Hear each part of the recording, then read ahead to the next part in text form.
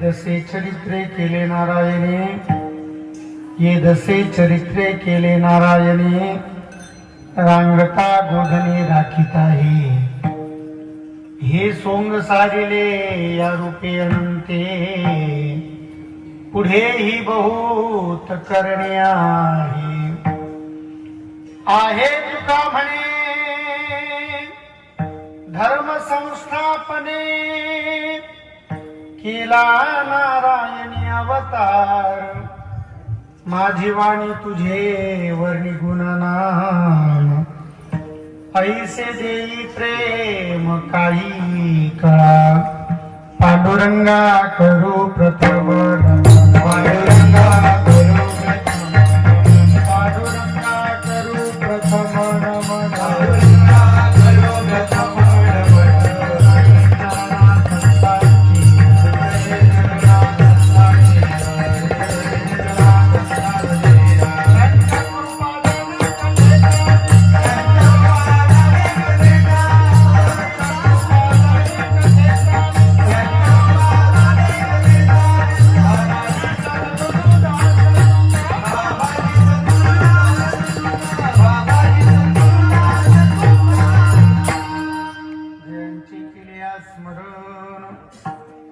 सकल विद्यांचे अधिकरण, ती जीवन श्री चरण श्री गुरूंचे ते नमस्कार आता,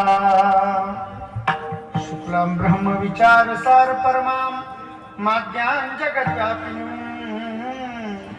विना पुस्तक धारणीं अभयदां, जाड्यान्धकारा पहां, हस्ते स्फाटिक मालिकां विदधतीं, पद्मासने संस्थितां, वंदे तां परमेश्वरीं भगवतीं, बुद्धिप्रदां शारदां, अलंकापुरी रम्य सिंहासनस्थं, पदाम्भोजतेजस्फुरदिक्प्रदेशं, विधीन्द्रादिदेवैः सदा स्तूयमानं, समाधिस्थं मूर्तिं भजे ज्ञानदेवं, नमो सद्गुरु तुकया ज्ञानदीपा, नमो सद्गुरु सच्चिदानंद रूपा, नमो सद्गुरु भक्त कल्याण मूर्ति,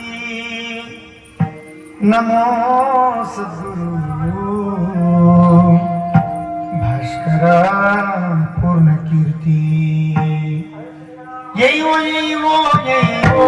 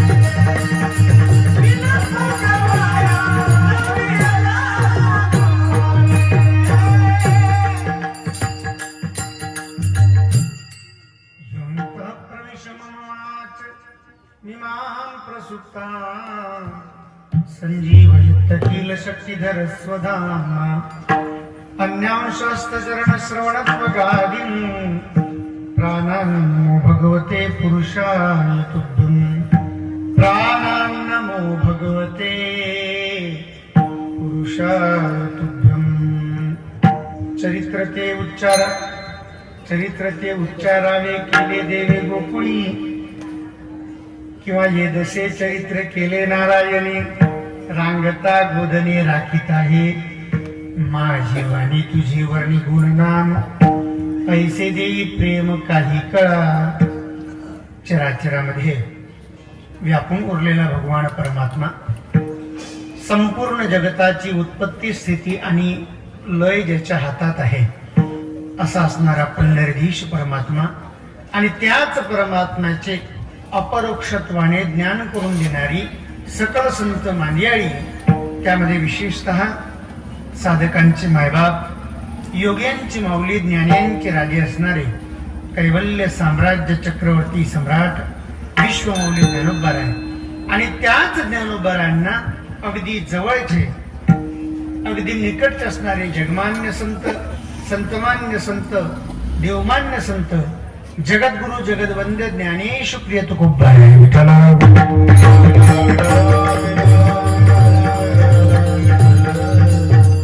इत्यादी साधू संतांच्या पादस्पर्शाने पुनीत झालेल्या महाराष्ट्रातील संभाजीनगर जिल्ह्यातील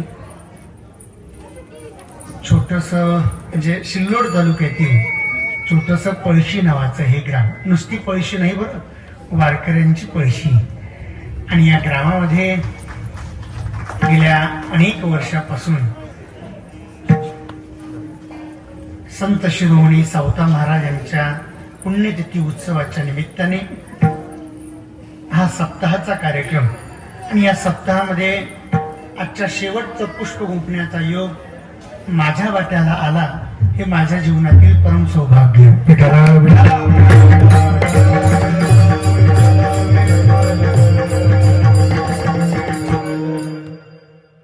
ज्यांच्या माध्यमातून मागल्या वर्षीपासून इथपर्यंत येण्याचा योग येतो आमचे हरिभक्त परायण गुरुबंधू गायनाचार्य विष्णूजी महाराज कुदळे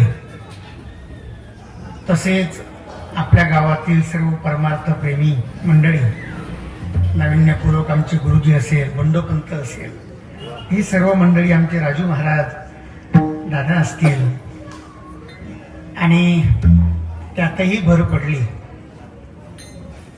मागच्या वर्षी आठवण केली पण या वर्षी मात्र खऱ्या अर्थाने ते हजर झाले उपस्थित झाले आमचे परम मित्र आमचे जगनजी महाराज आपल्या भागाचं भूषण आहे ते सुद्धा आज या ठिकाणी उपस्थित झाले आणि आमचे पाहुणे सुद्धा आहेतच त्यांच्याबद्दल काही वादच नाही कारण जिथं गेलं तिथं आमचे पाहुणे आहेच यात काहीच संशय नाही अशा सुंदर वातावरणामध्ये श्री संत सावता महाराजांच्या पुण्यतिथीच्या उत्सवाच्या निमित्ताने ही काल्याची सेवा विठ्ठला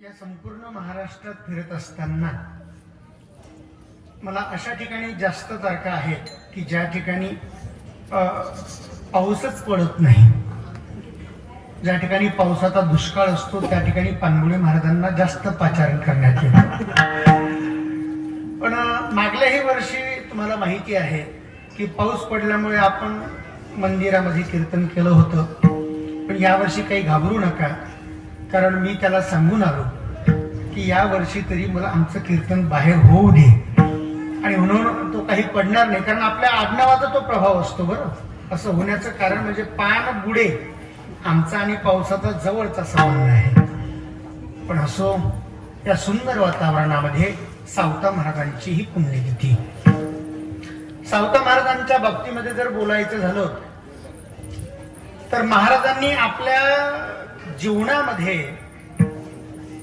भगवान परमात्म्याला आपल्या हृदयस्थ ठेवलं या जगताच्या पाठीवर भगवंताला आपल्या हृदयामध्ये ठेवणारे दोन महात्मे, एक म्हणजे माझे हनुमंतराय, ज्यांनी स्वतःची छाती विदीर्ण करून भगवान परमात्म्याचं पंचायतन मात्र त्या ठिकाणी दाखवलं, आणि माझे सावता महाराज ज्यांनी भगवान परमात्म्याला पोटामध्ये साठवलं. अशा सावता महाराजांच्या पुण्यतिथीचा उत्सव. सावता महाराज हे माळी समाजामध्ये जन्माला आले. वास्तविक पाहता वारकरी संप्रदायामध्ये जात पात धर्म हा विचार नसतो. यातायाती धर्म नाही विष्णुदासा, निर्णय हा ऐसा वेदशास्त्रे. आमच्या शास्त्राने त्याची परवानगी दिलेली नाहीये. पण मग तुम्ही कसे मानता महाराज? ज्ञानोबा बोलताय, म्हणून कुळ जाती वर्ण हे आघवेची गा कारण, येत अर्जुना माझे पण सार्थ येत. अर्जुना, कुळ जाती वर्ण हे सगळे अकारण आहे. फक्त माझ्याशी एकरूप होणं यातच जीवाचं खरं परम कल्याण आहे.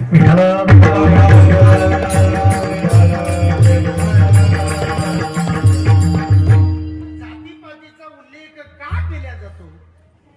महाराज, प्रत्येकाला आपापल्या जातीचा स्वाभिमान असायला पाहिजे. तुम्ही ज्या क्षेत्रामध्ये वावरताना त्या प्रत्येक क्षेत्राचा स्वाभिमान तुम्हाला असायला पाहिजे. आम्ही घर सोडल्यानंतर आम्हाला घराचा स्वाभिमान असायला पाहिजे. आम्ही गाव सोडल्यानंतर गावाचा स्वाभिमान असायला पाहिजे. जिल्हा सोडल्यानंतर जिल्ह्याचा स्वाभिमान असायला पाहिजे. राज्य सोडल्यानंतर राज्याचा स्वाभिमान असायला पाहिजे. आणि देश सोडल्यानंतर देशाचा स्वाभिमान असायला पाहिजे. मी जर एखाद्या वेळेला अमेरिकेला गेलो, जाणार नाही पण कदाचित गेलो, आणि तेथील लोकांनी जर मला विचारणा केली, का हो महाराज कुठले आहे तुम्ही, कुठलं तुमचं गाव आहे, मी जर त्यांना नारायणपूर सांगितलं तर जमल का? त्यांना नारायणपूर सांगून जमणार नाही. त्यांना सांगावं लागेल आम्ही भारत देशाचे रहिवासी आहोत, आम्ही भारतातले रहिवासी आहोत असं त्यांना सांगावं लागेल.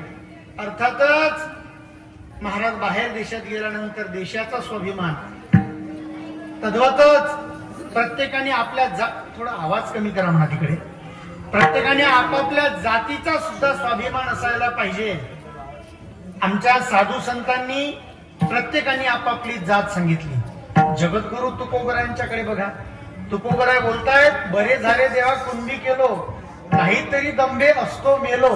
मला कुणबी केलं ना देवा म्हणून बरं केलं, नाहीतर मी दंभाने मेलो असतो. चला तर मग जाऊया आपण गोरोबा काकांकडे. गोरोबा काका बोलतात, कुलालाचे वंशी जन्मले शरीर, तो गोरा कुंभार हरिभक्त. म्हणजे मी कुंभाराच्या वंशामध्ये माझा जन्म झाला असे गोरोबा काका सुद्धा सांगतात. चला तर मग नरहरी महाराज सोनार, देवा तुझा मी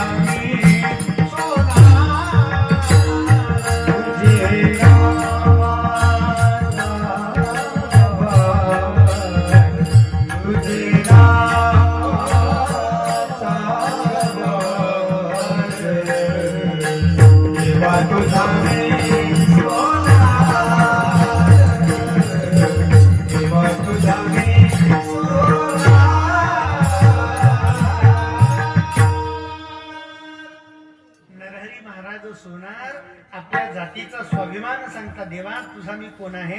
सोनार आहे, सोनार. चला तर मग आमच्या सेना महाराजांकडे. सेना महाराज बोलतायत, आम्ही वारिक वारिक, आम्ही वारिक वारिक, हजामत करू आम्ही बारीक. आम्ही हजामत करू कशाची? काम क्रोध नखे काढू. महाराज नखे कुठली काढू, कुठला आईना देऊ, कुठली शेंडी पिळू, हा सगळा विचार मात्र त्या अभंगामध्ये आपल्याला पाहायला मिळतो.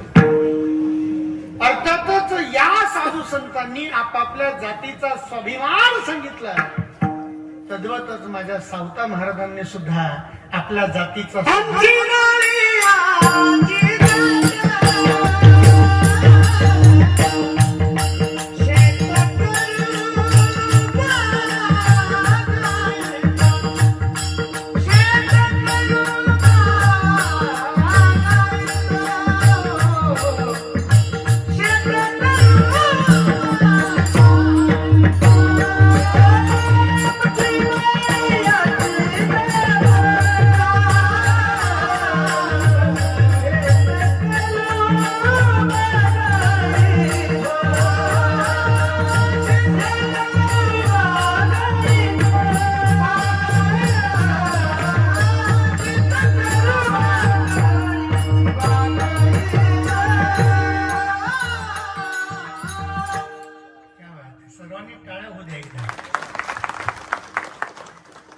हरिभक्तपरायण जगन महाराज असेल, विष्णू महाराज असेल, यांचा आवाज कानावर पडला की अंतकरण भरूनच येतो. सात्विक भाव निर्माण होतो, ते रोमांच उभे राहतात. माझं भाग्य आहे. विठ्ठला विठ्ठला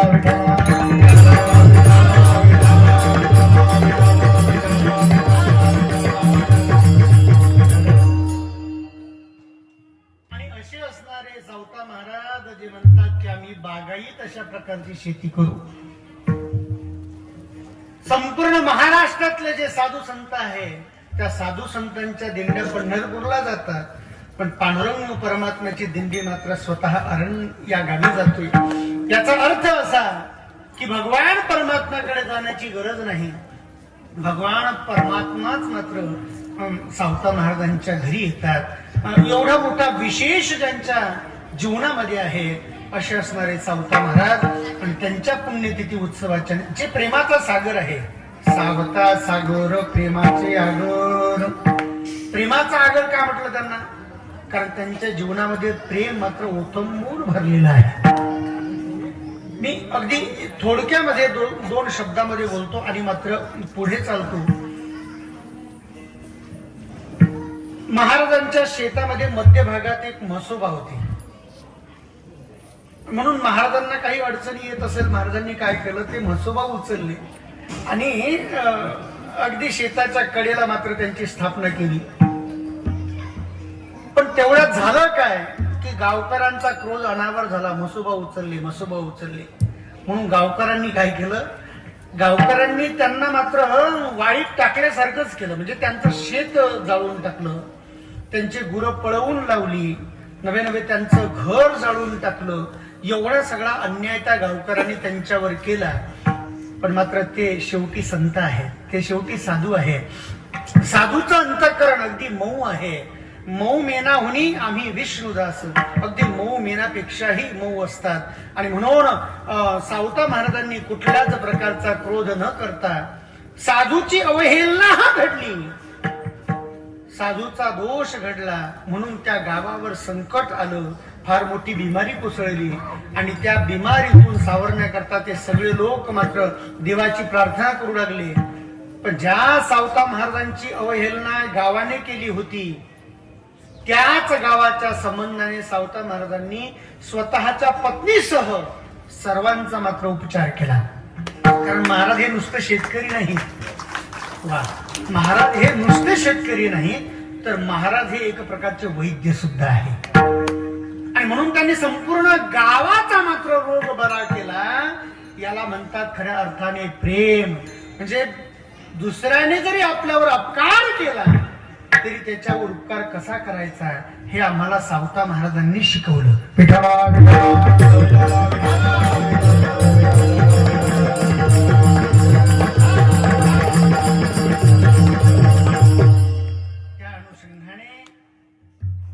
जे प्रेमाचे सागर आहे त्यांच्या पुण्यतिथी उत्सवाच्या निमित्ताने ही काल्याची शिवा आहे. काला काला म्हणजे नेमकं काय हो, मी मागच्या वर्षी बोलून गेलो असेल. अनेक पदार्थांचं एकत्रित केल्या गेलेलं मिश्रण त्याचं नाव आहे काला. या समाजामध्ये सुद्धा अनेक प्रकारचे घटक आहेत. या समाजामध्ये सुद्धा अनेक प्रकारच्या जाती आहेत. आणि एकट्यानं जर काला केला असताना तर एवढ्या सगळ्या लोकांना बोलवण्याची गरज नसती. एकल्याचा नवे खेळ म्हणून मेळविला या नियमाला अनुसरून सगळे घटक जेव्हा एकत्रित येतात त्याचं नाव आहे काला. दुसरा काला हरिनामाचा खिचडी काला, प्रेमे मोहिला साधने. आणि तिसरा जो काला आहे तुका म्हणे काला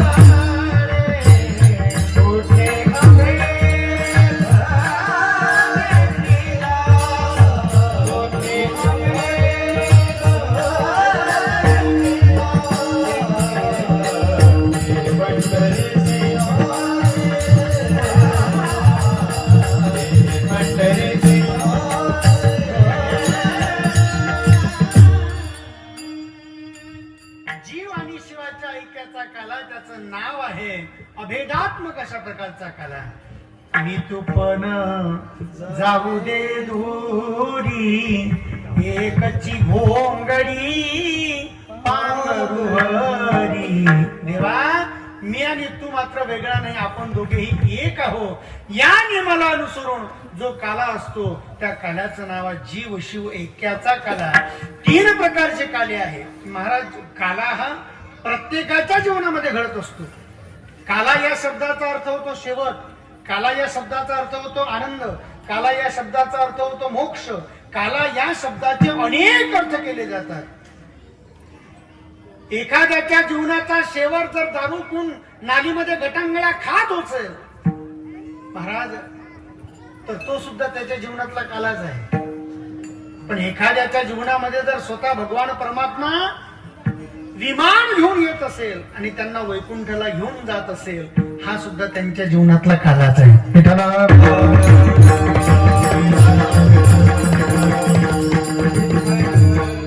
शेवट योग्य व्हावा याकरता मात्र काला करावा लागतो. काला सप्ताहाची सांगता काला, आयुष्याचा शेवट काला, साधनेचा शेवट काला. विठाला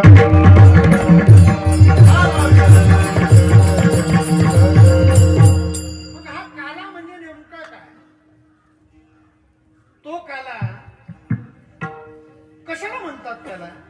भगवान श्रीकृष्ण परमात्माला सगळ्या गोपिका विचारतात, कृष्णा एक आना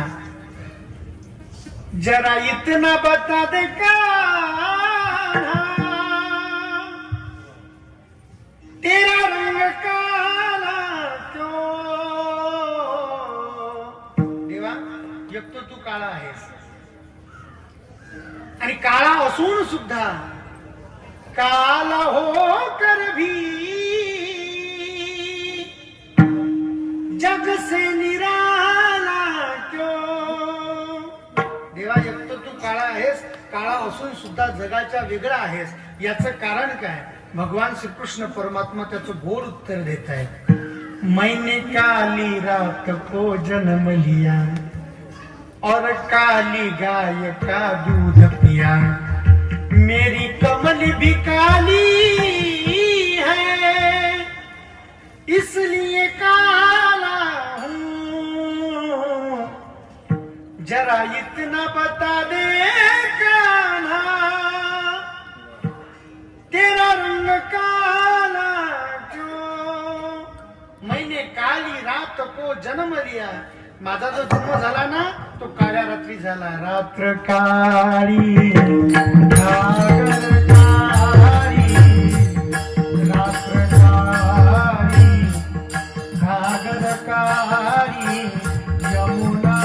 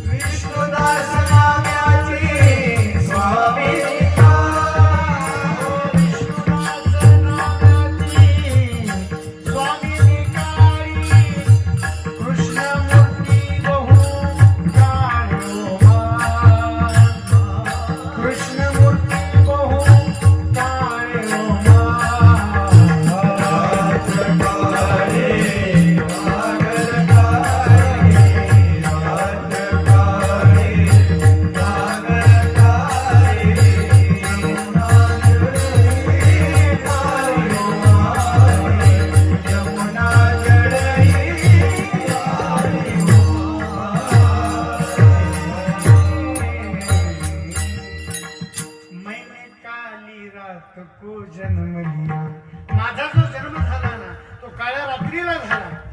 मैंने काली गाय का दूध पिया, मी ज्या गाईचं दूध पिलं ना ती गाय मात्र कपिला गाय होती, काळी गाय म्हणतात तिला, जर्सी नव्हती बरं. कारण जर्सीचा उपयोग आम्ही जास्त पैसा मिळावा म्हणून करत असतो, पण ती पवित्र असेलच सांगता येत नाही. प्रातस्मरणीय परमपूजनीय गुरुवर्य पांडुरंग बाबा वैद्य सांगायचे, अरे जर्सीचं ओरडणंही भेसळ, जर्सीचं खाणंही भेसळ आणि जर्सीचं पिणंही भेसळ. ती जेवढी पाणी पिती तेवढेच दूध देते.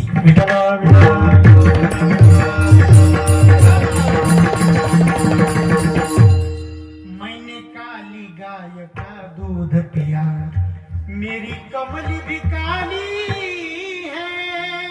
कमली नाम घोंगडी. आता इथे जरी तुम्हाला पारमार्थिक वारसा आहे म्हणून तुम्हाला कुठल्याच प्रकारची अडचण नाही, तुम्हाला सगळी माहिती आहे परमार्थातली. आम्ही दुर्भागी आहोत, आम्ही विदर्भवासी खऱ्या अर्थाने दुर्भागी आहोत. आमच्याकडे तुमच्या एवढा पारमार्थिक वारसा नाही. पुण्यवान आहात तुम्ही, मराठवाड्यासारख्या भूमीमध्ये तुमचा जन्म झालाय. म्हणून मला असं वाटतं कधी कधी की आपण खूप मागे आहो परमार्थाच्या बाबतीत. तुमच्या एका गावामध्ये 25 गायक आहेत, एका गावामध्ये 25 वादक आहेत. अरे दगड उचलला की कलाकार, एवढे कलाकार आहेत. नुसते कलाकार नाही, आमचे आजे गुरु कोण, नत्तुसिंग बाबा असतील किंवा आमच्या संस्थेचे बरेच जी काही मंडळी आहे ती मराठवाड्यातली फार मोठी दिग्गज मंडळी आहेत.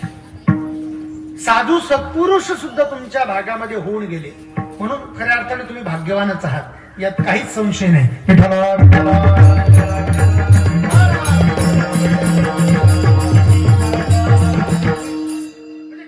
करता घोंगडी लागते हे तुम्हाला सांगण्याची गरज नाही. पण आमच्या भागात जर एखाद्या वेळेला कीर्तनाला गेलो ना तर ते चादर आणून ठेवतात, चादर नाही चादर तर कमीत कमी ब्लँकेट तरी आणून ठेवतात. पण कीर्तना करता घोंगडी लागते आणि त्यातही काळी लागते हे मात्र त्यांना माहित नाही. भगवान परमात्म्याची घोंगडी सुद्धा कशी आहे, काळी आहे.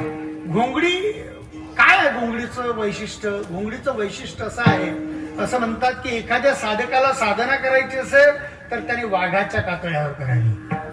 कारण वाघाच्या कातळ्यावर केलेली साधना ही मात्र लवकर फलद्रूप होते, एकाग्रता त्याला प्राप्त होते. कारण वाघाच्या जीवनात असं असतं, दगड कुठे चालला इकडे वाघ जात नाही. जसा कुत्रा पळतो ना, दगड मारला की त्या दगडाच्या दिशेने कुत्रा पळत असतो, पण वाघाचं तसं नाही. वाघाला जर दगड मारला, दगड कुठे चालला याकडे वाघ पाहत नाही, तर दगड कुठून आला इकडे मात्र वाघाचं लक्ष असते. वाघ हा अगदी केंद्रित आहे, म्हणून त्याच्या कातड्यावर केलेली साधना फलद्रूप आहे. पण आता वाघ मारणं गुन्हा आहे, वाघ मारू नका आणि त्याचं कातड आणू नका. वाघाची हत्या गुन्हा आहे. मग नंतर सांगितलं गेलं हरणाचं कातड. हरणाच्या कातड्याची साधना फार महत्वाची आहे. हरणही मारणं गुन्हा आहे. मग सांगितलं मेंढीच्या कातड्याची. आता ही मेंढीचं कातड आहे.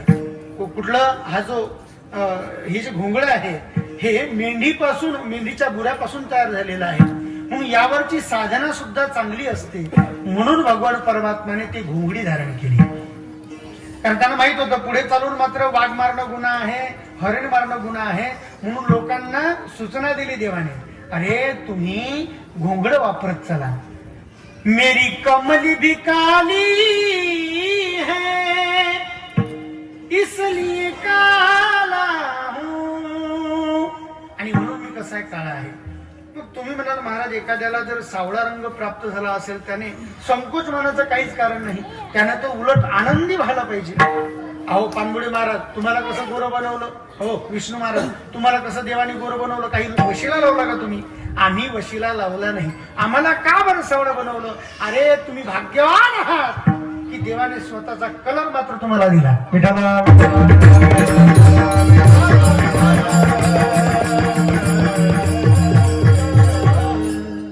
जो भगवत स्वरूप होतो त्यालाच मात्र भगवंताचा रंग मिळत असतो.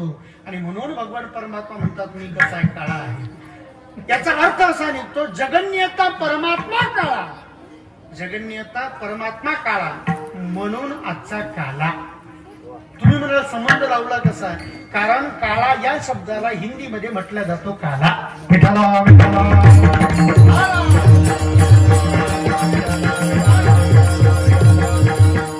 हा काला मला प्राप्त होईल का? होईल ना. कदाचित माझ्या सांगण्यामध्ये उदाहरण गेलं असेल, मला माहित नाही, मला आठवत सुद्धा नाही. लग्नामध्ये जाता तुम्ही सगळं, लग्नामध्ये गेल्यानंतर मंगल अष्टकांना सुरुवात होते. वधूवरम शुभ मंगल सावधान. सावधान म्हटलं की सगळ्यांच्या अक्षदा वधूवरांच्या दिशेने फेकल्या जातात. तुम्ही सांगा, सगळ्यांच्या अक्षदा वधूवरांच्या डोक्यावर पडतात का? माझा प्रश्न आहे तुम्हाला. सगळ्यांच्या अक्षदा नाही पडत, जे समोर बसलेले आहेत त्यांच्याच अक्षदा पडतात. अक्षदा तर सगळ्यांच्या डोक्यावर पडतात. मग लग्न सगळ्यांचं काय? लग्न सगळ्यांचं नाही. अक्षता जरी सगळ्यांच्या डोक्यावर असेल तरी लग्न सगळ्यांचं नाही. काला घेण्याकरता जरी सगळे आला असाल तरी काला मात्र सगळ्यांना नाही. विठाला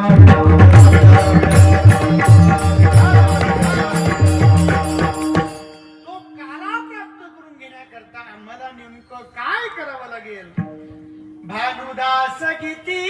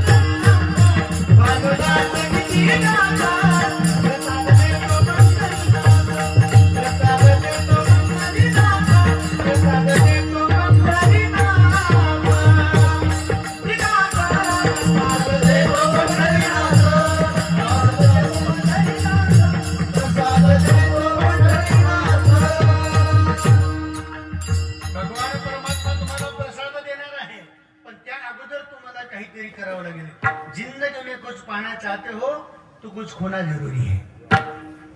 अहो, शेतीची मशागत जर योग्य पद्धतीने केलीच नाही तर त्यातून पैसा मिळेल कसा? एखाद्या विद्यार्थ्याला जर मेरिट लिस्ट मध्ये यायचं असेल तर त्याला रात्रीचा दिवस करावा लागेल, दिवसाची रात्र करावी लागेल, तेव्हा कुठे तो फर्स्ट क्लास मध्ये येईल. महाराज, आशा इच्छा नेहमी माणसाने उंच असाव्या. या ठिकाणी सगळ्या गोपिका मिळून भगवान परमात्म्याला सांत्वना करतात. यशोदा मैयाने सुद्धा सांत्वना करण्याचा प्रयत्न केला. हा परमात्मा काही शांत बसेना, म्हणून यशोदा मैयाने काय केलं? नाना पारी समजावी ते परी न राहे श्रीहरी, दही भात कालवणी दिलावे की झळकरी, कडेवरी घेऊन फिरले मी दारोदारी. राधे राधे राधे राधे राधे घे श्याम सुंदरा. भगवान परमात्म्याला गप्ती बसवण्याकरता अनेक प्रकारचे प्रयत्न केले तरी बाबा शांत बसेना. ती जर आताची आई असती ना तर कमीत कमी बाळाला म्हटलं असतं, बाळा हे कॅडबरी घे पण शांत बैस. नाही कॅडबरीने शांत बसला तर कमीत कमी मोबाईल तरी दिला असता बाळाच्या हातात, बाळा मोबाईल घे पण शांत बैस. पण त्या यशोदा मैया होत्या. यशोदा मैयाने बघितलं तिकडनं गोपिका येत आहेत आणि परमात्म्याला गोपिकांच्या स्वाधीन केला. गोपिकांनीही प्रयत्न केले पण तरी बाबा शांत बसला नाही. बघा किती चॅप्टर म्हणावा की तिकडनं जशी राधिका येताना दिसली तसाच बाबा शांत बसला. तिच्याकडे जाणं तर लांबच राहिलं, तसंच शांत बसला. मग मात्र सगळ्या गोपिकांना राहावलं गेलं नाही. सगळ्या गोपिकांनी मिळून त्या राधिकेला विचारणा केली, का ग राधिके, हा बाबा आतापर्यंत आईनं गप्प बसवण्याचा प्रयत्न केला तरी नाही बसला, आम्ही प्रयत्न केले तरी नाही बसला, नेमका तुझ्याकडे आल्यानंतर गप्प का बसला? त्याचं उत्तर राधिकाजी देत आहेत. याची लागी ओ त्यजियले भोग, याची लागी केले नाना जाग, याची लागी अष्टांगादी याची लागी विषयांचे त्याग हो. अगं याला गप्प बसवण्याकरता अनेक प्रकारचे विषय मी डावलले, अनेक प्रकारचे भोगाचा त्याग केला, आणि तेव्हा कुठे हा बाबा माझ्या जवळ आल्यानंतर शांत बसला.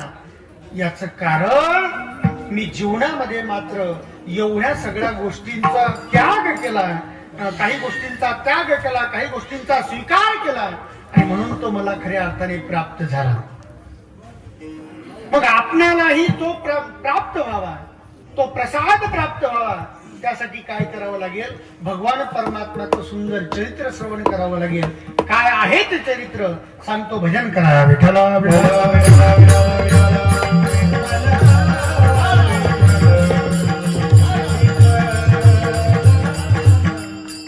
आता आपण अभंगाच्या दिशेने वळूया, कारण आपल्याला काला करायचं आहे, त्याचं चरित्र बघायचं आहे.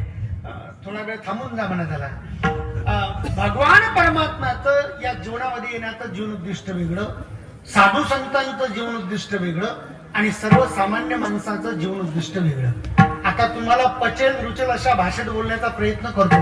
माझी भाषा कळते ना तुम्हाला? मी काही लांबचा नाही, जरी लांबचा असलो तरी तुमच्या अंतःकरणातला आहो, आणि म्हणून तुम्हाला भाषा कळेल असं मला वाटतं.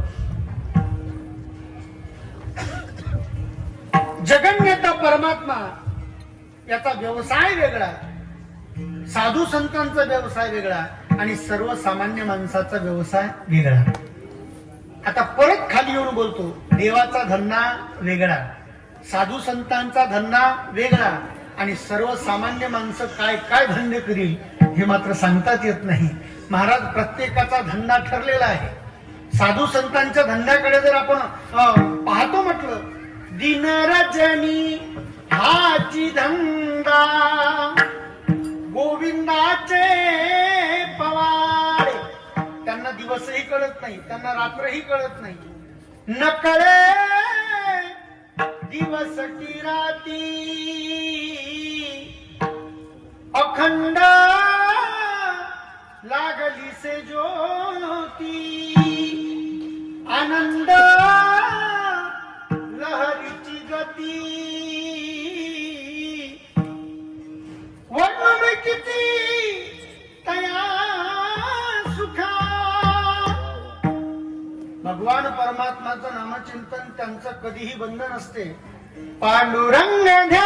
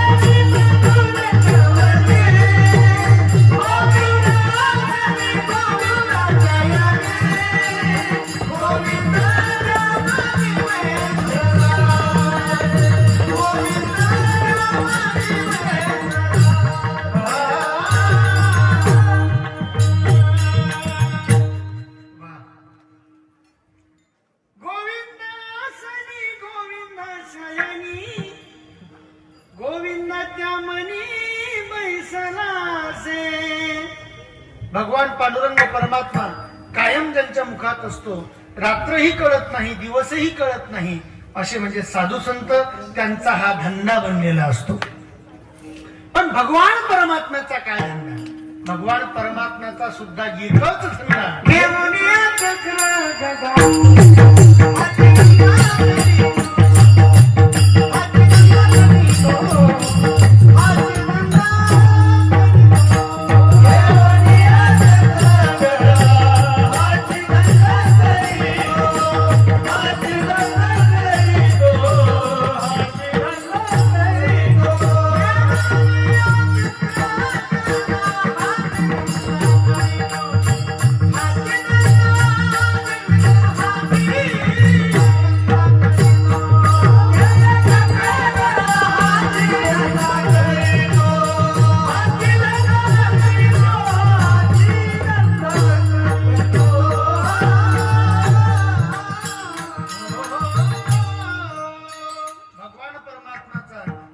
धंदा. हातामध्ये शस्त्र घेतात, आयुधे घेतात आणि दुष्टांचा मात्र संहार करतात. धर्माचं रक्षण करण्याकरता यदा यदा ही धर्मस्य ग्लानिर्भवति भारत अभ्युत्थानम धर्मस्य तदात्मानं सृजाम्यहम्. भगवान परमात्मा युगानुयुग या भूतलावर येतात आणि साधू संतांचं रक्षण करतात, भक्तांचं रक्षण, दुष्टांचं निर्दलन आणि धर्माची मात्र संस्थापना करतात. आणि त्याकरताच भगवंताचा अवतार आहे. हेच जगद्गुरु तुकोबर आहे. आजच्या अभंगाच्या निवडलेल्या अभंगाच्या शेवटच्या चरणात सांगतो आहे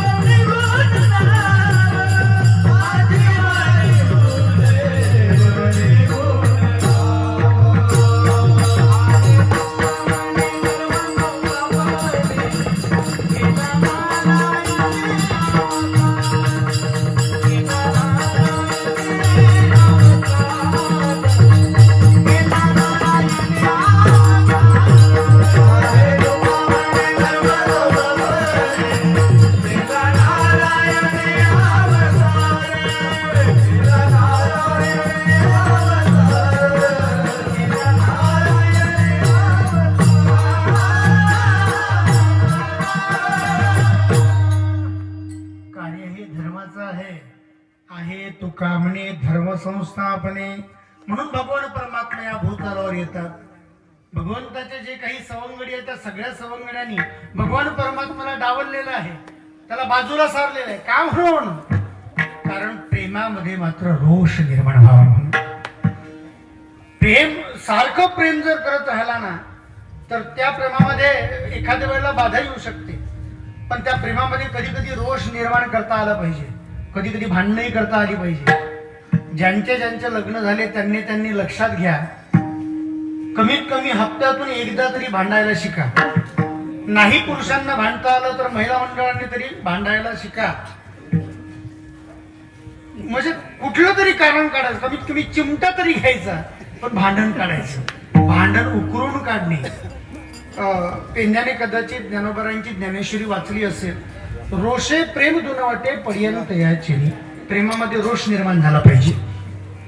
बऱ्याच ठिकाणी माणसं भांडतात आणि भांडल्यानंतर ते भांडण जर विकोपाला गेलं तर माझं नाव पुढे करतात की पानगुडे महाराजांनी सांगितलं होतं भांडण करायला, तुम्ही तसं करू नका म्हणजे झालं. आणि एवढं भांडण करायचं नाही.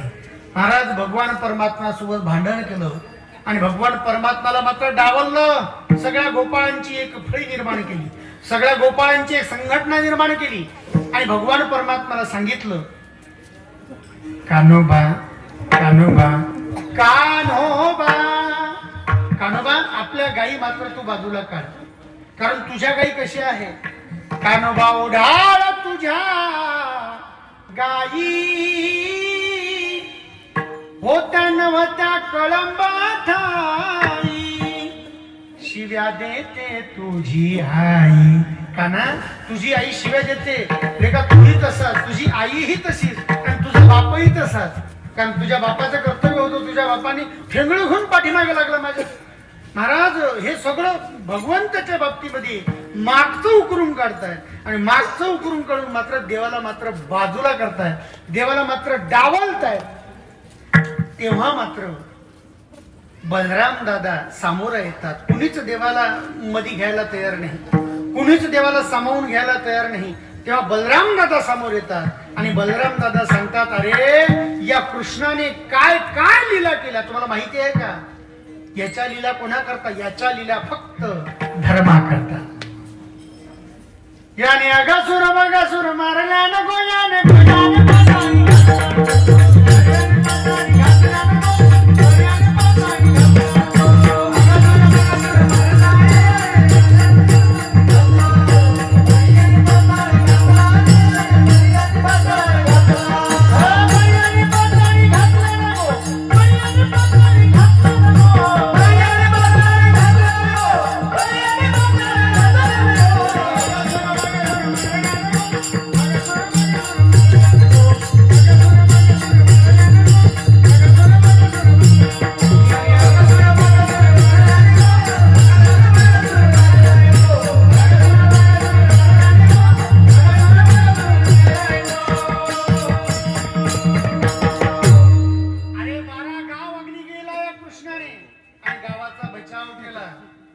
याने अगासुर मारला, बगासुर मारला, मोठे मोठे दैत्य संपवले. कुणा करता?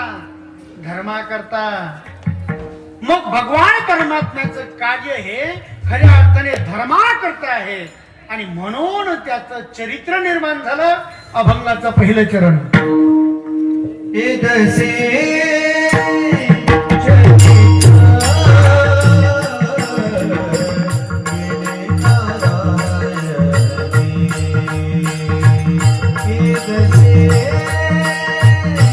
चरित्र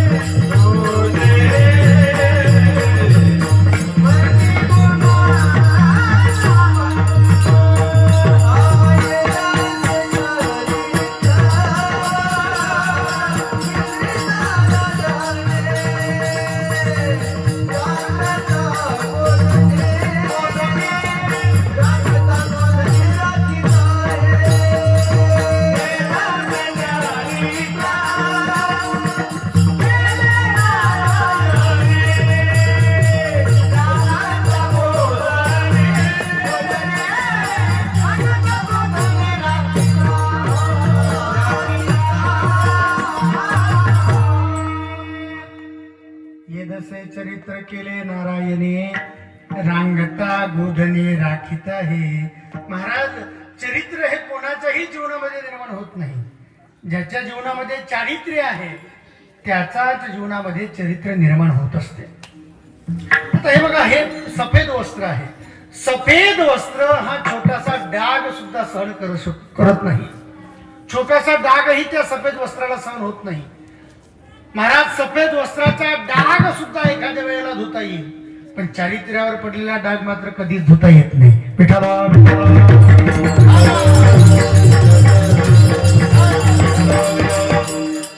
आहेत ज्याच्या जीवनामध्ये चरित्र आहेत, ज्याच्या जीवनामध्ये चारित्र्य त्याच मात्र खऱ्या अर्थाने चरित्र. आचरण जीवनामध्ये असेल तर बरेच लोक जोड्या भरल्या पायावर सुद्धा डोकं ठेवतात. ज्या माणसाचं आचरण असेल त्याच्या जोड्या भरल्या पायावर सुद्धा डोकं ठेवायला मागे पाहत नाही. पण ज्याचं आचरण नाही, एखाद्या वेळेला त्याच्या डोक्यावर सुद्धा जोडे येण्याची शक्यता असते. विठाला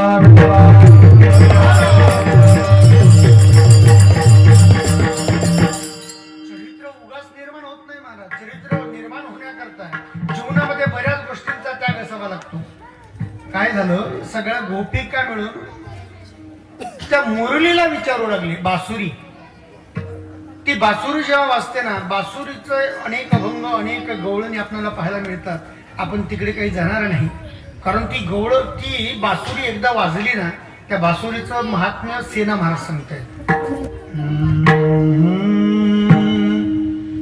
उता वेळ झाल्या गवळणी वेणो नाद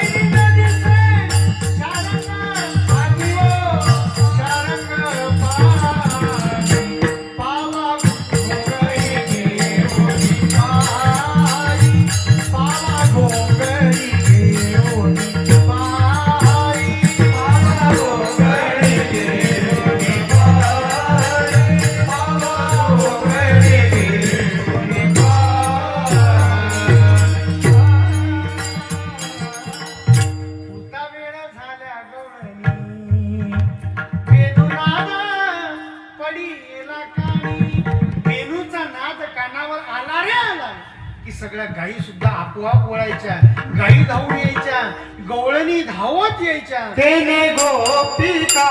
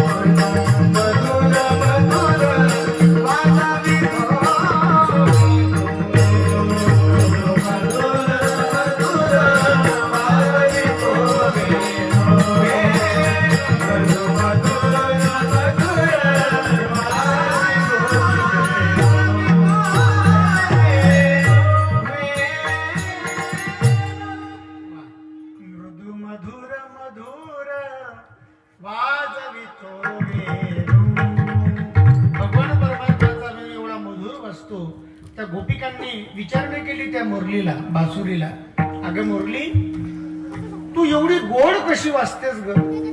आणि आम्ही भगवान परमात्म्याशी एवढी सलगी करण्याचा प्रयत्न करतो. भगवान परमात्मा आम्हाला डावलतो, पण तुला मात्र जवळ करतो. परमात्मा जेव्हा गायी राखण्याकरता जातो ना, तेव्हा तुला कमरेला खोवतो. परमात्मा जेव्हा झोपी जातो ना, तेव्हा तुला उशाला घेऊन झोपतो. परमात्मा जेव्हा तुला वाजवतो ना, तर भगवंताच्या नरम नरम ओठांवर मात्र तू वाजतेस. किती भाग्यवान आहेस तू. त्या मुरलीला सगळ्या गोपिका बोलतात. तेव्हा गोपिकेने त्याचं उत्तर दिलं, अगं उगाच म्हटले परमात्मा मला जवळ करत नाही, मी बनते म्हटले वेळूची आणि मला असतात गाठी. मी बनते कशाची? वेळूची, मला असतात गाठी. अगोदर त्या गाठी मात्र तासून कराव्या लागतात, गाठी काढून टाकाव्या लागतात आणि तेव्हा कुठं मात्र मी वाजते म्हटले. काम क्रोध लोभा निमाले ठाईची अवघी आनंदाची सृष्टी झाली. काम क्रोधाधिक विकार मात्र आम्ही या मुरलीमध्ये भरलेले आहे.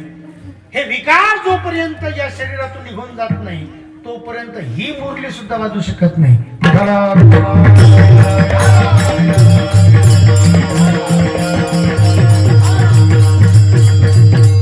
महाराज जीवनामध्ये ज्याच्या वैराग्य असेल, जीवनामध्ये ज्याचा त्याग असेल, त्याच्या जीवनामध्ये चरित्र आहे आणि ते चरित्र माझ्या भगवान श्रीकृष्ण परमात्म्याचं आहे. तुम्ही म्हणाल महाराज भगवंताला बरेच लोक चारित्र्यहीन म्हणतात. नीट लक्ष देऊ नये का म्हणजे तुम्हाला कळेल. काय म्हटलं, तुमच्या परमात्म्याने साड्या पळवल्या, चोळ्या पळवल्या, महिलांच्या साड्या चोळ्या पळवणारा तुम्ही त्याचं चारित्र्य म्हणता. त्याचंही उत्तर मी तुम्हाला देतो.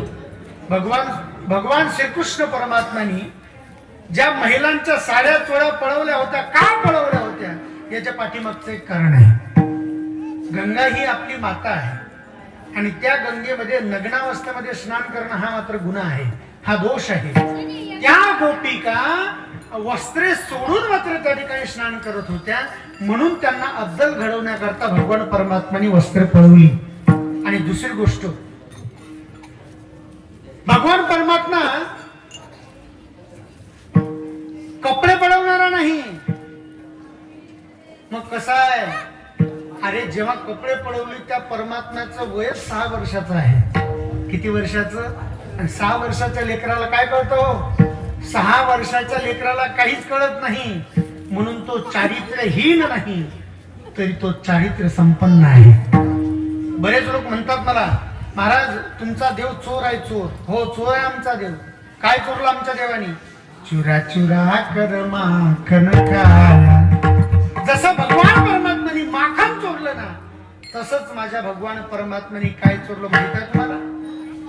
व्रजे प्रसिद्धम नवनीत चोरम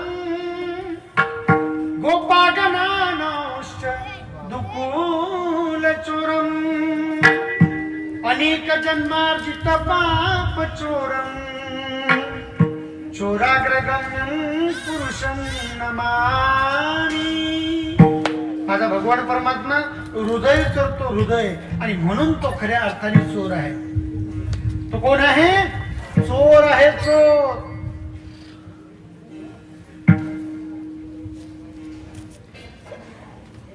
चित्त चोरी गेले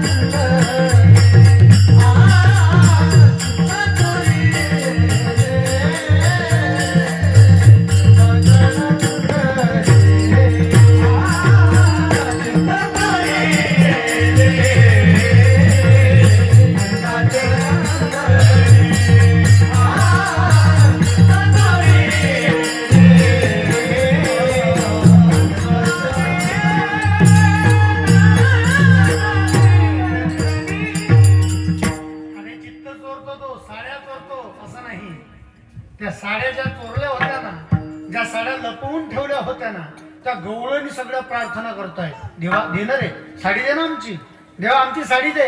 5 प्रकारच्या गवळणी सांगितल्या, 5 प्रकारच्या, आणि त्या 5 भाषेतल्या 5 गवळणी भगवान परमात्म्याला साडी मागताय.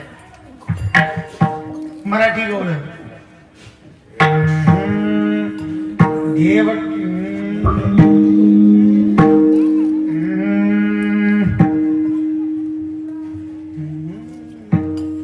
ठकविल्या ठकविल्या ठकविल्या एक एक संगतीने ठकविल्या एक एक संगतीने ठकविल्या एक एक संगतीने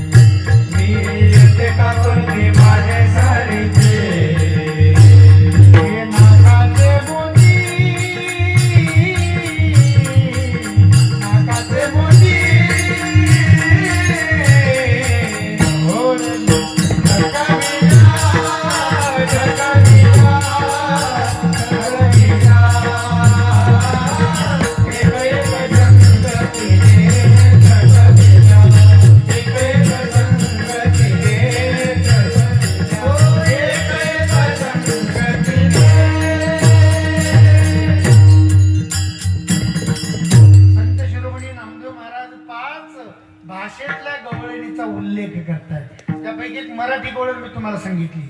पावगा दाताला तू हो ही कोकणातली आहे बरं. पावगा दाताला तू हो पावगा दाताला तू नंदाचा झिलो हो मका फडकोदी मी हिवानं गेलो म्हणजे थंडीनं गेलो थंडीनं हो मका फडकोदी मी हिवानं गेलो घे माझे कोयतो. कोयतो कशाला म्हणतात? ते नारळ पाडण्याचा कोयतो असतो. घे माझे कोयतो देवा माझ्या मरेलो गवळणी. त्या सगळ्या गवळणीची वस्त्रे लपवण्याचं पाठीमागचं कारणच एवढं होतं की त्यांनी वस्त्रे सोडून मात्र त्या स्नान करत होत्या. म्हणून भगवान परमात्मा चारित्र्यहीन नाही तर चारित्र्यवान आहे. आणि म्हणून जगद्गुरु तुकोबाने त्याचं वर्णन करतायत. ये जसे चरित्रे केले नारायणी रांगता गोधने राखीत आहे. भगवान परमात्म्याने रांगतानी चरित्र केलं. कसं? तळवे तळ हात तळहात टेकी तळवे तळ हात तळहात टेकी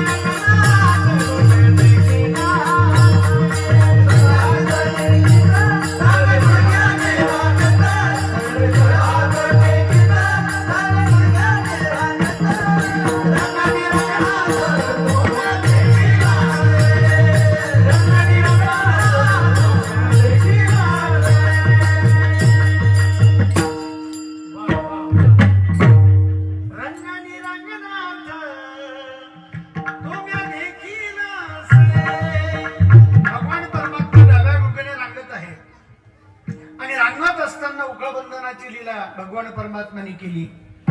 त्या ठिकाणी 2 अशा प्रकारचे जे वृक्ष आहेत त्या वृक्षांचा उद्धार भगवान परमात्म्याने केला. भगवंतानी रागतानाही चरित्र केलं आणि गायी राखताना सुद्धा चरित्र केलं. गायी राखताना काय काय चरित्र केलं? गायी राखतानाचे अनेक प्रकारचे चरित्र आपणाला या ठिकाणी पाहता येईल. अनेक प्रकारचे खेळ सुद्धा भगवान परमात्मा खेळणार आहे. पण त्या अगोदर सर्वांना एक विनंती आहे. भगवंताचे खेळ पाहण्याच्या अगोदर त्या भगवान परमात्माचा एक वेळा नामघोष करूया आणि तदनंतर मात्र खऱ्या अर्थाने आपण काल्याकडे वळूया. सर्वांनी हात उंच करा अशी सर्वांना विनंती. सर्वांनी, महिला मंडळी, पुरुष मंडळी, दरवर्षी नियमाप्रमाणे म्हणजे मागच्या वर्षीपासून मी अगोदर म्हणेन, ऐका, मी अगोदर म्हणेन, माझ्या पाठीमाग हे सगळे म्हणतील. यांचं झालं की पुरुषांनी म्हणायचं आणि पुरुषांचं झालं की महिलांनी म्हणायचं. हातवर सर्वांचे लक्षात आला ना क्रम? मी अगोदर, माझ्या पाठीमाग टाळकरी मंडळी, यांचं झालं की पुरुष मंडळी आणि पुरुष मंडळीचं झालं की महिला मंडळी. चला तर मग विठोबार खुमाई,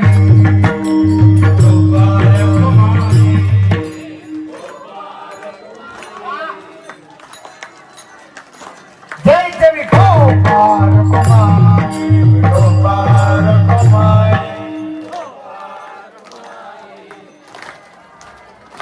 जय विठोबार खुमाई, विठोबार खुमाई,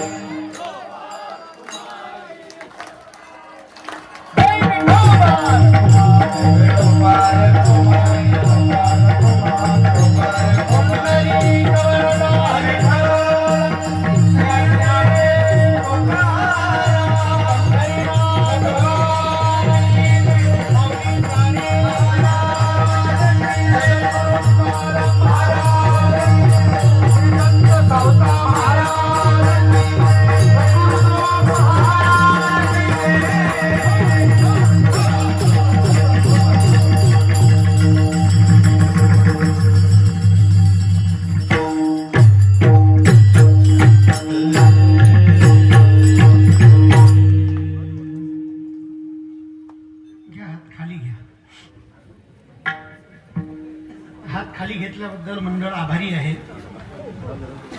महाराज, भगवान परमात्म्याचे जे काही चरित्र आहे, जे काही लीला आहे, त्या अपरंपार आहेत. त्या जेवढ्या सांगितल्या तेवढ्या मात्र कमीच आहे. नुसत्या त्याच्या गोकुळामधल्या खोड्या जरी सांगितल्या ना तरी काला इथल्या इथंच होतो. महाराज, भगवान परमात्मा जेव्हा गायी चारण्याकरता वनामध्ये जातो आहे तेव्हा गायी चारण्याकरता गेल्यानंतर अनेक प्रकारचे खेळ खेळतात. ते खेळ जरी सांगतो म्हटलं ना तरी संपूर्ण 2 तासाचा काला होतो. ते खेळच एवढे आहे. म्हणा एखादी खेळ.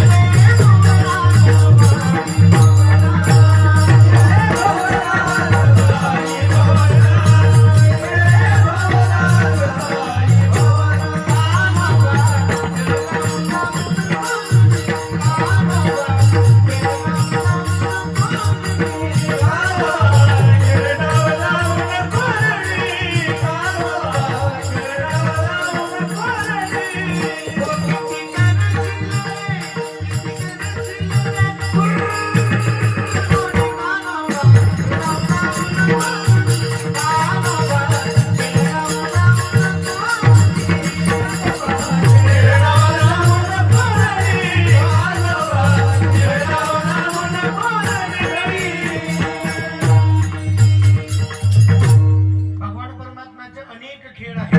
अगोदरच्या काळामध्ये जो चेन्नूफळी नावाचा खेळ प्रसिद्ध होता, तोच खेळ आता क्रिकेट म्हणून मात्र जन्माला आला. संपूर्ण जगामध्ये या क्रिकेटने मात्र थैमान मानले.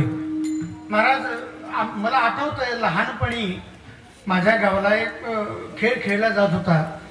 असं फार भलं मोठं लाकूड असायचं, ते अणीदार असायचं, त्याला असं गाडायचं आणि वरती अणी असायची, त्याच्यावर एक मोठं लाकूड आडवं पाडायचं, त्या अणीमध्ये असं खुपसायचं आणि ते आडवं जे लाकूड आहे त्याच्या इकडून 5 जणांनी बसायचं, तिकडून 5 जणांनी बसायचं, मध्ये घोंगरं टाकायचे. घोंगरं म्हणजे ते गोखरू असतात, ते गोखरू टाकायचे आणि त्याला फिरवायचं. किर किर किर किर आवाज करत मात्र ते फिरत होतं आणि त्यातून मात्र अनेक मुलांचे पाय सुद्धा मोडले, कोणाचे डोके फुटले. म्हणजे इतके विचित्र मात्र खेळ होते अगोदरच्या काळात. भगवंताच्या काळात नाही म्हणणार मी, भगवान परमात्म्याचा खेळ. खेळाव जाऊ नको रडी कानोबा. भगवान परमात्म्याचा एक खेळ प्रसिद्ध होता, म्हणजे कुळघोडी नावाचा. म्हणजे एकामेकाच्या अंगावर उड्या मारणे, अशा प्रकारचे भगवान परमात्म्याचे खेळ आहेत. त्या खेळातून मात्र अनेक अशा प्रकारचा वेदांत सुद्धा योग्य पद्धतीने सांगता येऊ शकतो. महाराज, असे भगवान परमात्म्याचे खेळ आहे. तेच खेळ मात्र आता प्रसिद्ध झालेले आहे. असा परमात्मा खेळला आणि खेळत असताना सर्वांना भुका लागल्या. खडकी सोडियल्या मोठा, आजचा दही काला गोमटा. सर्वांनी भगवान परमात्म्याकडे मात्र आपापल्या शिदोऱ्या आणून दिल्या आणि त्याचा झाला तो म्हणजे काला. भगवान परमात्मा सगळ्या गोपाळांना म्हणतात की गोपाळांनो, अरे माझी जे शिदोरी आहे, माझ्या आहे तैसे पाहे नाही तरी घरात आहे, चोरोनिया माये नवनीत आणावी. भगवंताला सगळ्या गोपाळांनी सांगितलं, देवा तुझ्याशिवाय आम्हाला कोणीच नाही रे. आमच्या सर्वांचा कैवारी मात्र तू आहेस देवा, आम्हाला तुझ्याशिवाय कोणीही नाही.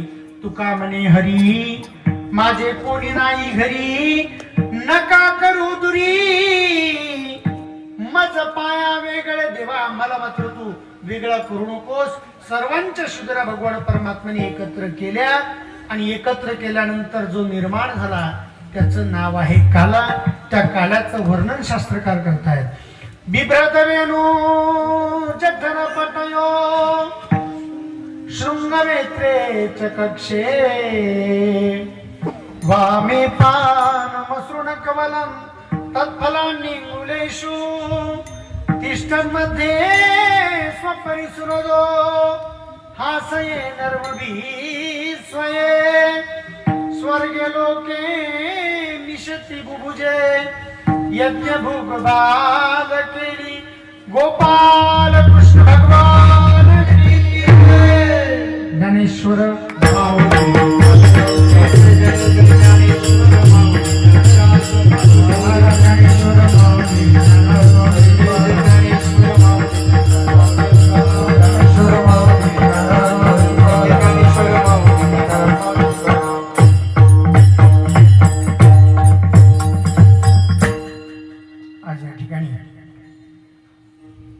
त्यांच्या माध्यमातून येण्याचा योग आला. तुमच्या सर्व साधकांची, तुमच्या सर्व मातृपितृ वर्गाची सेवा करण्याचं सद्भाग्य मला प्राप्त झालं. या ठिकाणी महाराजांना धन्यवाद देऊ इच्छितो. आणि